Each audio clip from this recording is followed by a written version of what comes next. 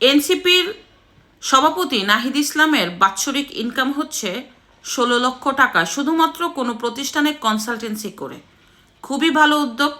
তাই বাংলাদেশের জনগণের উদ্দেশ্যে বলতে চাই, যারা বেকার, যারা কষ্টে আছেন, যারা স্নাতক পাশ করেছেন, আপনারা দয়া করে নাহিদ ইসলামের সাথে যোগাযোগ করুন।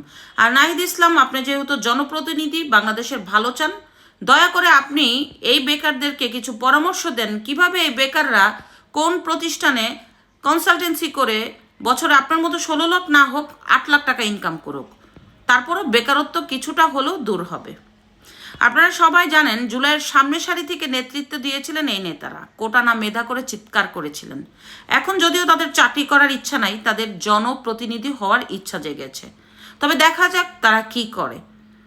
নুনান্তে যাদের পান্তা ফুরাতো, সেই সব জুলাইয়ের সামনের সারি থেকে নেতারা এখন কোটি কোটি টাকার গাড়িতে চলে। প্রতিদিন বিলাসবহুল খরচ হচ্ছে লক্ষ লক্ষ টাকা। এই নাহিদ ইসলাম, আপনারা জানেন, এই উপদেষ্টা থাকাকালীন 6 মাস 5 দিন ছিলেন।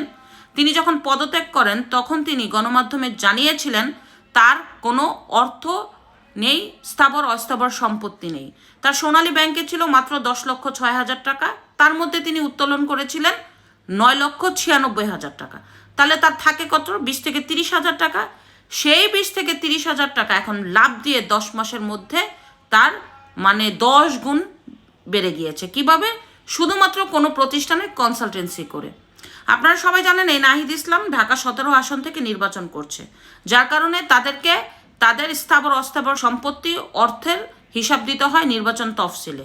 সেই হিসাবটাই এই নাহিদ ইসলাম দিয়েছে। এখন তার কতটুক সম্পত্তি রয়েছে আমরা দেখি।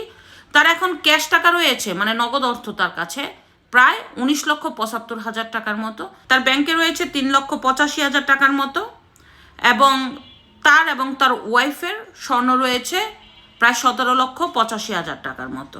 এ হচ্ছে নাহিদ ইসলামের স্থাবর এবং অর্থ স্বর্ণ অলঙ্কারের হিসাব নিকাশ।